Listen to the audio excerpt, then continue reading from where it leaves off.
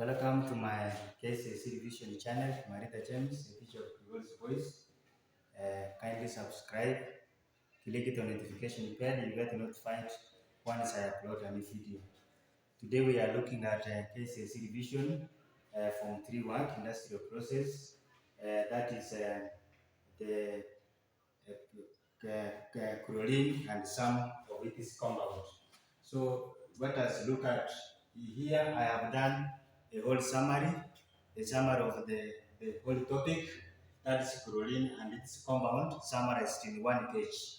So in chlorine, we normally have chlorine gas, the uses of chlorine gas, the bleaching action of chlorine gas, then of course we can have the preparation of hydrochloric acid and the hydrogen chloride gas.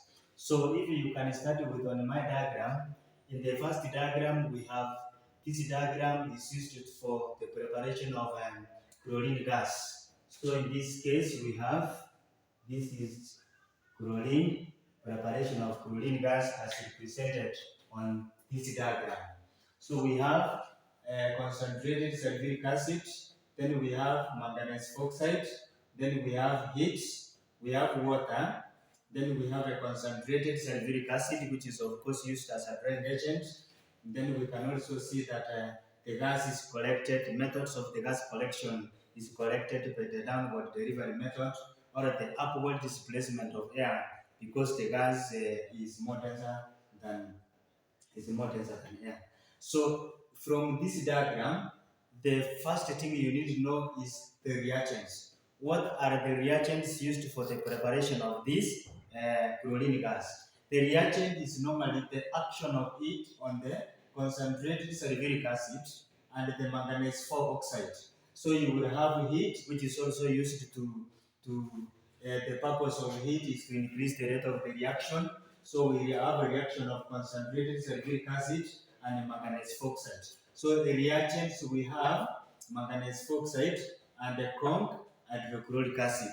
So of course you can have equation of the reaction where you can have a manganese oxide and then we have HCl in the presence of heat. So we can have heat in the presence of heat, which is used also to increase the rate of the reaction. We have the manganese chloride, we have water, and then we have the chlorine gas. So chlorine gas is prepared from a reagent of manganese, the action of heat on the concentrated sulfuric acid and the manganese oxide. Now we will correct the chlorine gas. Now, what is the purpose of heat? The role of heat in this experiment. The role of heat in this experiment is just to increase the rate of reaction. What is the role of this manganese oxide? The role of manganese oxide is just to oxidize hydrogen chloride to chlorine gas. So the function of the role of this manganese oxide in this experiment is to oxidize HCl to chlorine gas. And of course we have water. The role of water in this experiment is to remove traces of hydrogen chloride gas. So the purpose of water is to remove the hydrogen chloride gas. Then we have the concentrated sulfuric acid in this experiment. So the role of the concentrated sulfuric acid is just to dry the chlorine gas. So heat to increase the rate of the reaction, manganese oxide to oxidize hydrogen chloride to chlorine gas, water to remove traces of HCl, and the concentrated sulfuric acid to dry the gas. Once the gas is dried, a dry chlorine gas is collected by the downward delivery or the upward displacement of air, as you can see. And the properties that makes this gas to be collected by the downward delivery, in this case, it is denser than air. Then we can look at the physical properties of this chlorine gas. Physical properties of chlorine gas, it is a green gas. Chlorine gas, it is green. It is denser than air. The gas is denser than air, and that is why it's collected by the downward delivery or the upward displacement of air. And then now the gas is highly soluble in water. So it is highly soluble in water. Those are now the physical properties of this chlorine gas. Now, in one of the physical properties, as we have said, that chlorine is fairly soluble in water. Now we can look at the reaction with water, reaction of this chlorine with water.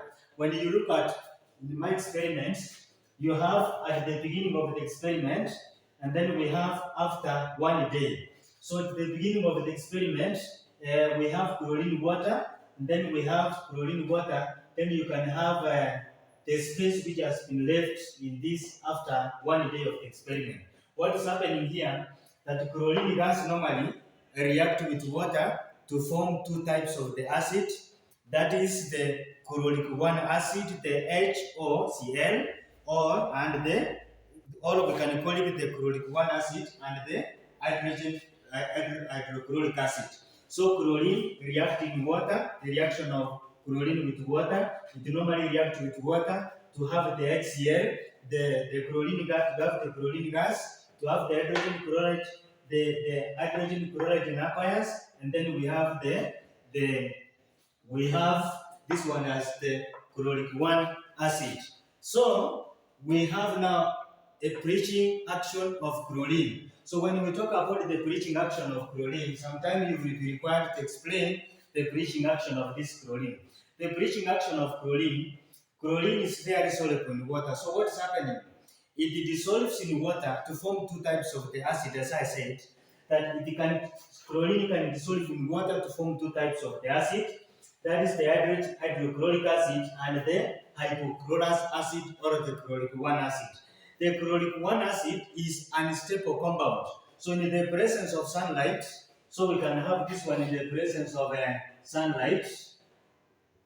In the presence of the sunlight, the chloric 1 acid now, this one here, or the hypochlorous acid, can combine with the dye to form hydrochloric acid, and then we have a colorless matter. Simply that is the bleaching action of chlorine. So when you require to explain the bleaching action of chlorine, we just say chlorine dissolves in water to form two types of the acid, that is the hydrochloric acid and the hypochlorous acid. Hypochlorous acid is an unstable compound in whereby the oxygen from under this oxygen, the presence of sunlight, combines with the dye, and then it forms a colorless matter or removes the color from a substance. Now, how will you test that this gas produced is chlorine? How will you test that the gas produced is chlorine? So, test for the chlorine gas. So, simply you insert a moist red and blue litmus papers into a gas jar which is full of chlorine through chlorine gas. What will happen? We know that this gas is an acidic gas. Being an acidic gas, a litmus paper will turn to red, and both the red litmus paper and the blue litmus paper, they will be bleached. The color will change to white. So that is how to confirm that the gas produced is chlorine. It turns the blue litmus paper red, and then both the papers, that is the red litmus paper and the blue litmus papers, are bleached, or we say it changes to white. Then we look at the uses of chlorine gas. Chlorine gas is normally used in large-scale manufacture of hydrochloric acid.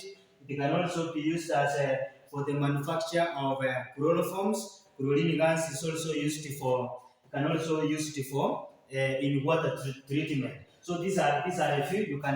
You can feast your chemistry books from 3. Then you will get more of the uses of this chlorine gas. It is used for large-scale manufacture of HCl, the manufacture of chloroforms used in water treatment. Now, after having the chlorine gas, as we have said, that chlorine, one of the uses of this chlorine gas, it is used in the manufacture of hydrochloric acid. So here I have the manufacture of hydrochloric acid. You can look at this diagram. In my diagram, from down here, we have a dry hydrogen gas. This dry hydrogen gas, of course, we can have the reagents here. So we can have reagents which are used, the reagents for the preparation of this one here. Normally, we are talking about it is chlorine gas. So you can have this chlorine gas. Then this one here, it is reacting with hydrogen, and therefore you will have the hydrogen chloride in aqueous. Now, the reagent we have, it is simply chlorine gas and hydrogen. So in my diagram, as you can see, from down here, I have a dry hydrogen gas. And where do we obtain this? What is the source of this dry hydrogen gas? Dry hydrogen gas is normally obtained from the cracking of alkanes, or you can get it from a crude oil or from the biogas. So we have the cracking of alkanes, or also you can get this hydrogen from electrolysis of water. So that is the sources of this hydrogen. Then from the other hand, we have a dry chlorine gas. So where do you get this dry chlorine gas? Chlorine gas is normally obtained from electrolysis of brine or the molten sodium chloride. You can obtain this chlorine gas from here. So we can have a chlorine gas, and then you have dry chlorine gas and dry hydrogen gas. When you burn them at the jet, and then they are cooled, they burn here to produce the hydrogen chloride.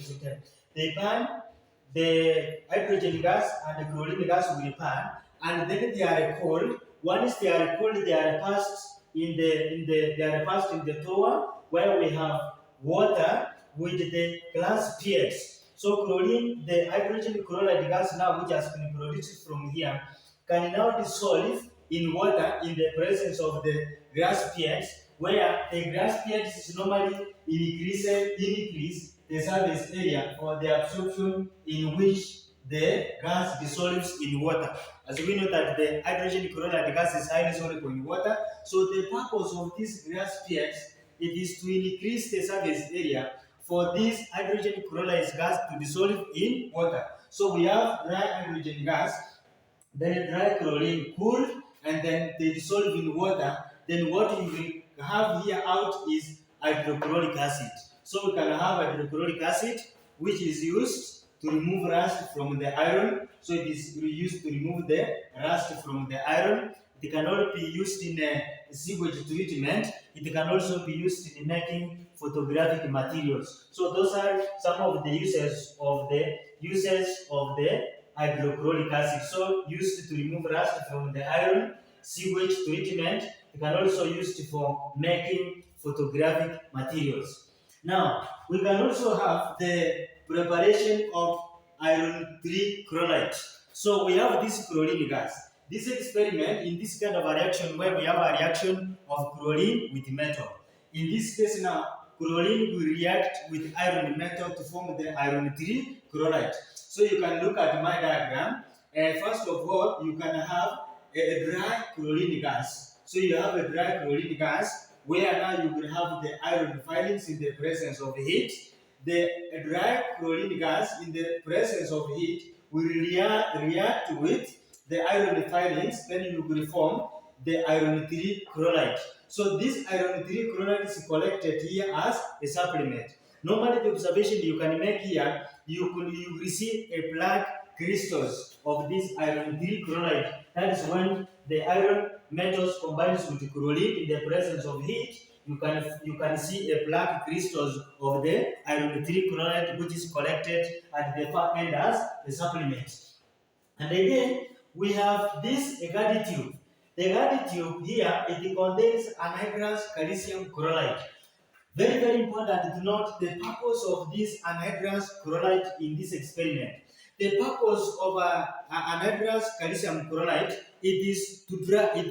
first of all, it is used to dry the gas. So you can have it is used to dry the chlorine gas or the chlorine fumes. Number two, it can also use to prevent the end of the moisture. That is the purpose of this calcium chloride in this Agadi tube. So this is a very simple summary of the whole topic in chlorine and some of its compounds. Kindly follow my channel, click the notification bell. You get notified once I upload a new video. Thank you.